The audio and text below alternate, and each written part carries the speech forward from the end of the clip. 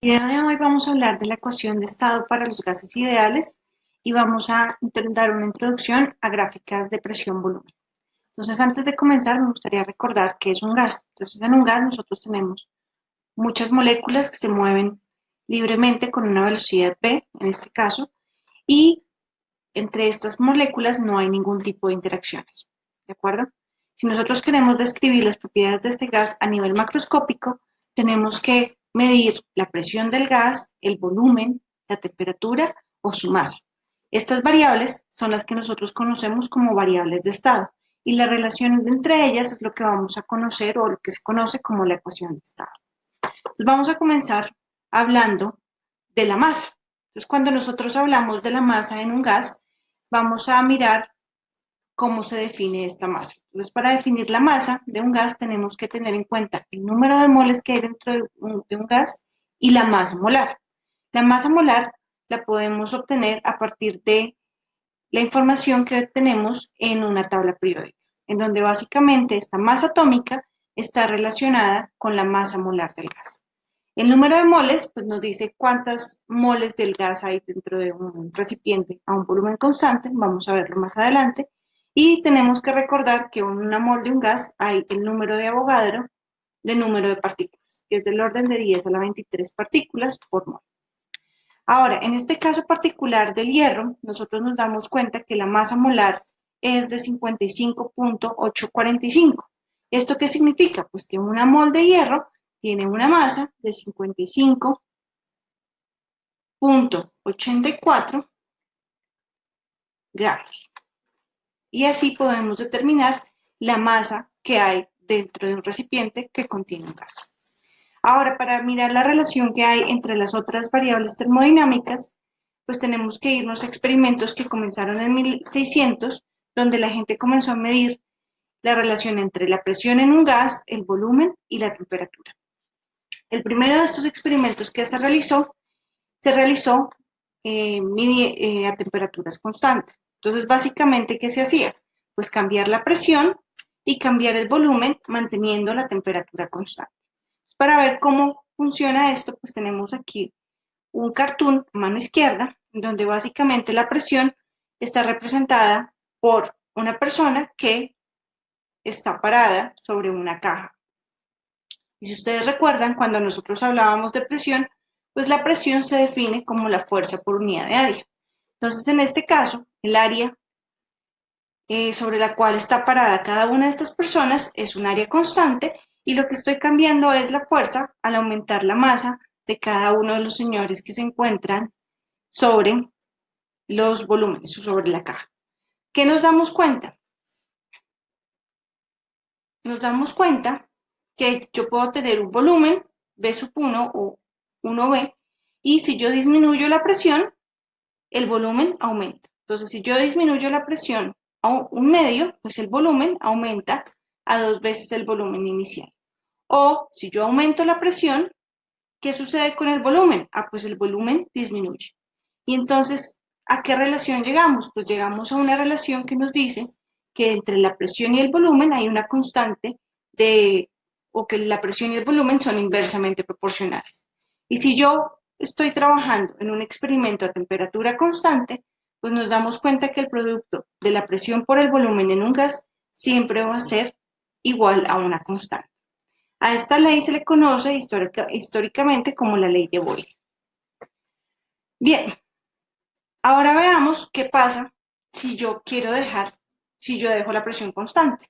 Entonces, si yo dejo la presión constante y aumento la temperatura, ¿qué sucede?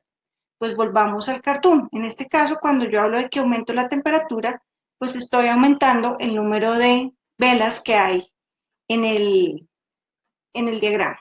Presión constante significa que siempre voy a tener la misma fuerza sobre la caja, entonces la masa de la persona que está parada sobre este lado de la cara pues no está cambiando. ¿Y qué sucede cuando aumenta la temperatura?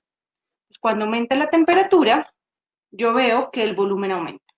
Entonces puedo encontrar una relación directa entre el volumen y la temperatura. Son directamente proporcionales.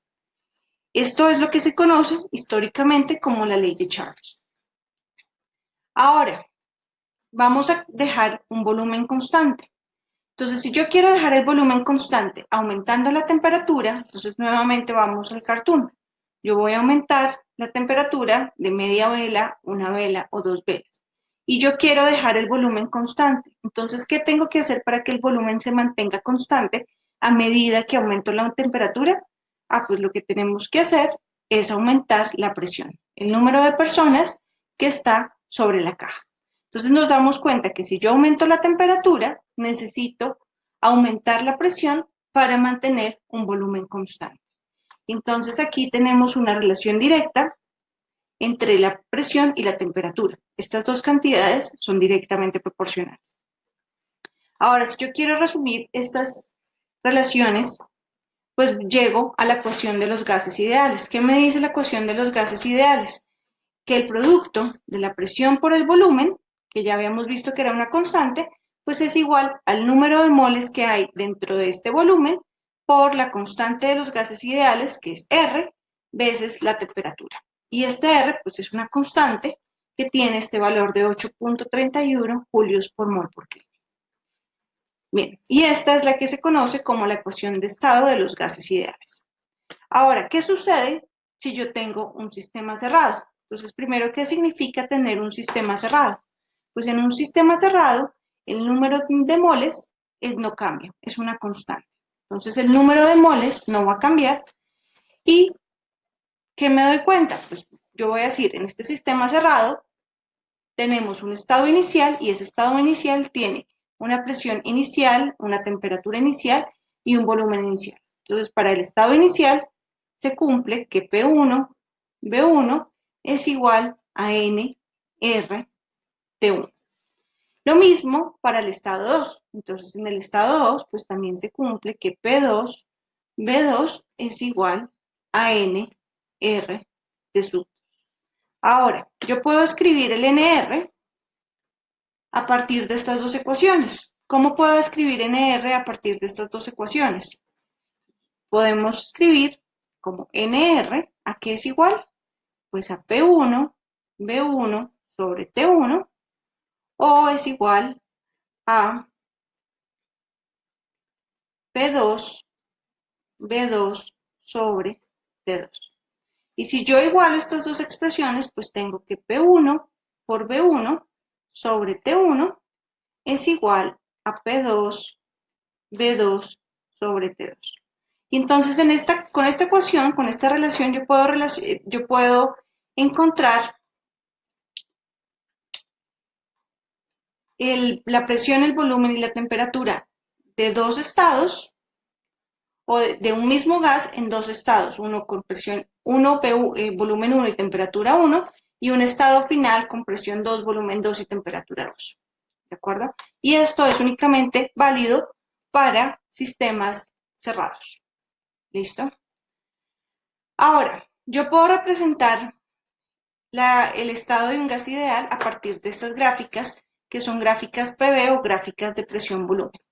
¿En qué consisten estas gráficas PV? Pues en graficar la presión en función del volumen del gas. Entonces, si ustedes recuerdan, pues nosotros sabemos que la presión por el volumen es igual a NRT. O yo lo puedo escribir como la presión igual a NRT sobre el volumen. Ahora, si yo tengo una temperatura que es una constante, pues en general yo puedo decir, pues esta presión es una constante, y llamémosla constante 2, sobre el volumen. Y esa constante pues depende de la temperatura. Entonces, si ustedes se dan cuenta, si yo quiero graficar la presión en función del volumen, pues voy a tener una gráfica que depende de 1 sobre. Y en estas gráficas nosotros vemos que la dependencia es como 1 sobre el volumen. Entonces, la presión es proporcional a 1 sobre el volumen. Ahora, tenemos diferentes curvas. ¿A qué se deben estas diferentes curvas? Pues estas diferentes curvas dependen de la temperatura que estoy usando para definir esta constante. Entonces, si la temperatura es muy grande, la pendiente de la gráfica es menor. Si la temperatura es muy pequeña, pues el decaimiento de la gráfica es muchísimo mayor. Entonces, en este tipo de gráficas nos podemos dar cuenta que la temperatura T1 en general es menor que la temperatura T2 y es menor que la temperatura T3 y es menor que la temperatura T4. Y aquí es importante tener presente que a lo largo de toda esta curva, la temperatura se mantiene constante. Entonces, este tipo de gráficas es la que, es la que vamos a conocer como curvas isotérmicas. ¿De acuerdo? Y más adelante vamos a hablar más de los procesos isotérmicos y de estas representaciones en las gráficas PV. Ahora, para terminar, me gustaría hablar un poquito de las unidades que se usan en la ley de los gases ideales. Cuando miramos las unidades que se usan en la ley de los gases ideales, pues tenemos las unidades de presión y las unidades de presión normalmente son pascales y si lo recuerdan, pues pascales newtons sobre metro cuadrado y pascales es el nombre de la unidad que usamos en el sistema internacional. Si nosotros queremos ir al sistema CGS, normalmente hablan de atmósferas y una atmósfera son 101 kilopascales. ¿Listo? Ahora, las unidades de volumen que usamos en el sistema internacional son los metros cúbicos y un litro, que es el que se usa en el sistema CGS, es 1 por 10 a la menos 3 metros cúbicos. Ahora, cuando hablamos de temperatura, y esto es bien importante, la temperatura siempre está en Kelvin, porque recuerden, ¿qué significa 0 Kelvin? Pues 0 Kelvin significa presión igual a 0 o volumen igual a 0. Y esto lo habíamos visto cuando definimos temperatura y escalas de temperatura. Y el N de la ecuación de estado corresponde pues al número de moles que hay en el gas. Entonces, teniendo en cuenta estas unidades, pues yo puedo escribir la constante de los gases ideales en el sistema internacional como 8.31 julios por mol por Kelvin, o lo puedo escribir en el sistema CGS como 0,082 litros por atmósfera sobre mol por Kelvin.